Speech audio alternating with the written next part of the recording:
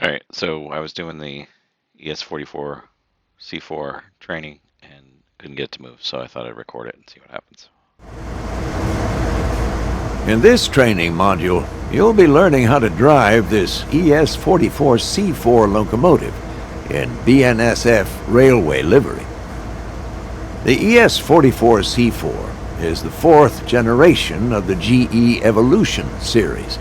It started production in 2009 and continued to be built until 2015. Rated at 4,400 horsepower, these beasts are primarily used for heavy freight and intermodal traffic. When you're ready to begin, climb aboard.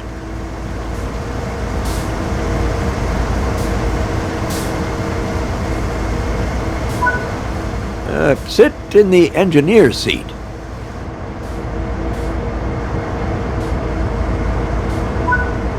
Now you'll go through the steps needed to take over this locomotive. Firstly, you will need to set the generator field switch. This needs to be enabled for the throttle to control the power of the train. This locomotive requires the reverser handle to be inserted before operation. Alright, I'm using rail driver, so I'm pressing the button on that to insert. The reverser determines the direction of travel. The rail driver just going forward. Switch the front headlights on. Regardless of the time of day or weather, all locomotives must have their headlights on. I use the switch on the rail When driver. getting moving, it's worth remembering the following sequence: independent on, auto off, throttle on, independent off. Let's go through that slowly and understand why. First, fully apply the independent brake. Now, this will ensure that regardless of anything else, your train won't move. Okay. Next, fully release the automatic brake. This will release the brakes on the rest of the train, but you won't go anywhere because those independent brakes are holding you. So I'm going to release. Now, apply a small amount of throttle and verify that power is generated. Throttle on the rail driver. How do I know if power is generated? Bank.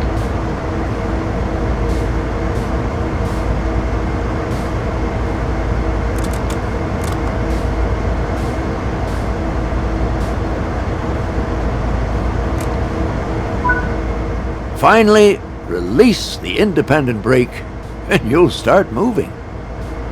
Oh, engine runs off. That's why. So they forgot to tell us to turn engine run off. On.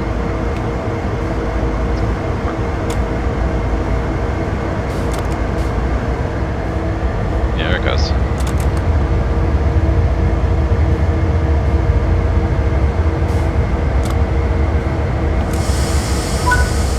This is a great practice to get used to because it'll help you with two key areas. The first is that you verify that the train will take power before you release the brakes. You don't want to find yourself without power and having to hurriedly put the brakes back on.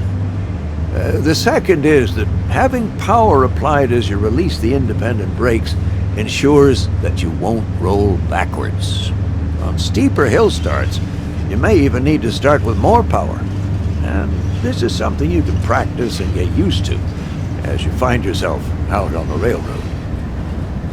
If you have any locomotives on the rear of the train behind freight cars, you can press the banking comms button to enable radio communications with those remote units. This will ensure that they operate their throttle and brakes in unison with your own locomotive, giving you much needed extra control on your journey. Press it now, just to get practice, even though there aren't any connected. Coasting is a method used to efficiently maintain speed and reduce motor stress and maintenance requirements. Come to a stop in the indicated position using the independent brake.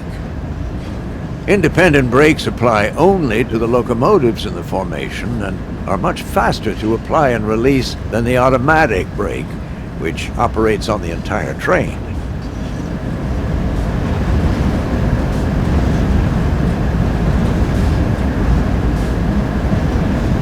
Not sure about this text stop in location. I would say stop at location.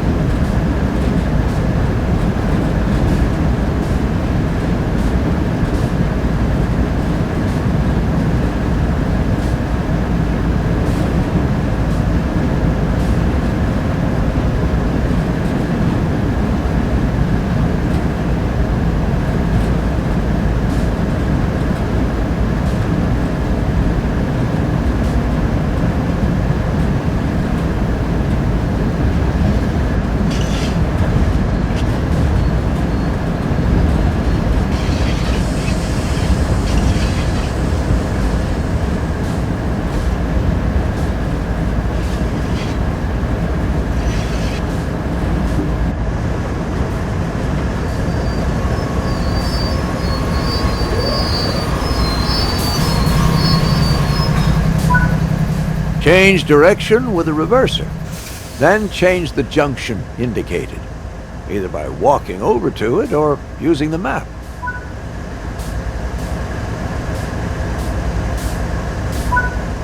Before proceeding, check the two couplers are in the right position to allow for automatic coupling. Look at the rear coupler on your train and ensure it's open. Operate the cut bar if it is closed to release it.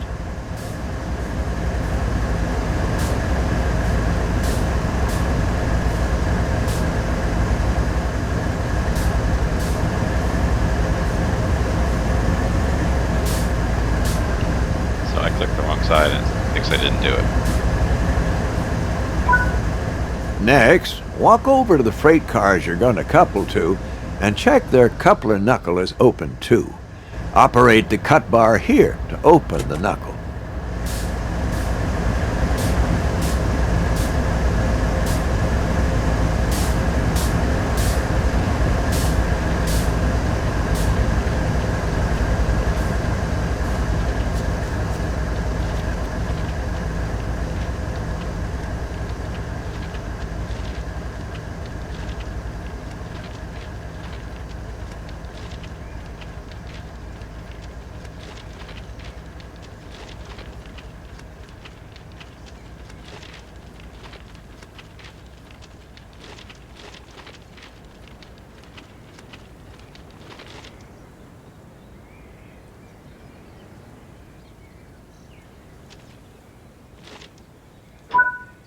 Before coupling cars, always check the knuckles are open, or you'll just bounce right off.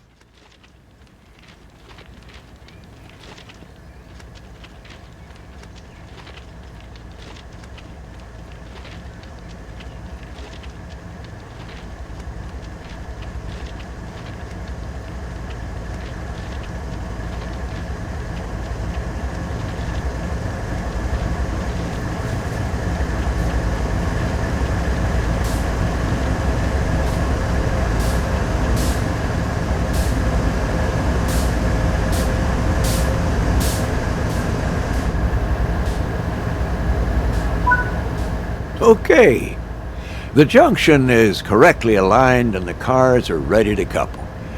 Couple up to the cars by gently driving into them at a slow speed. And most freight uses automatic knuckle couplers, so they will automatically couple once they connect.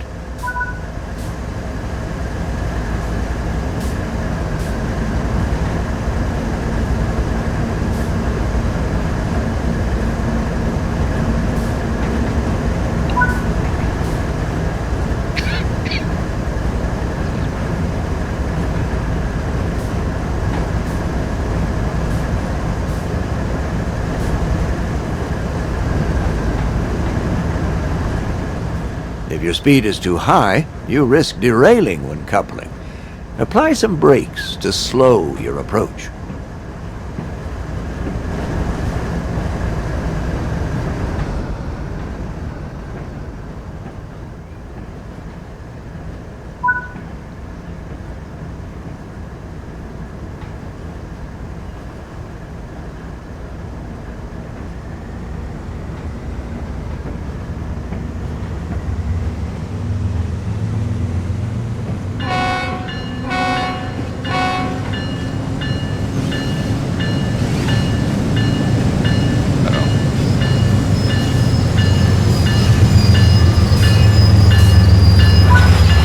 Hey, nice work.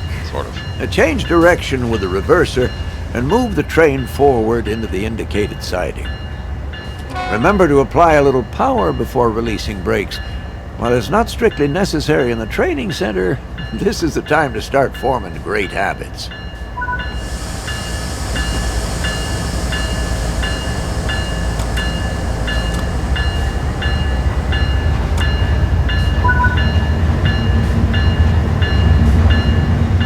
Since you have freight cars coupled, you should slow down using the automatic brake and get the extra braking effort from those freight cars.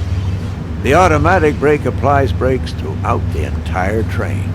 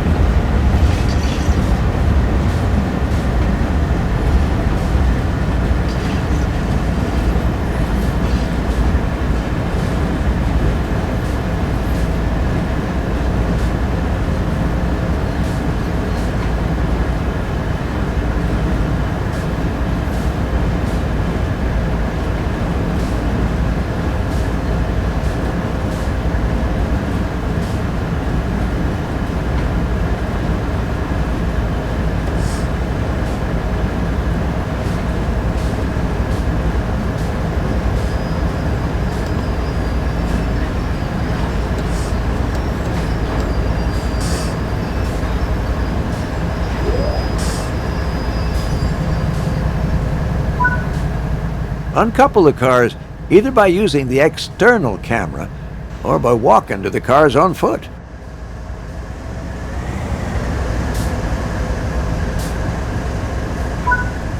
That's it for this training module.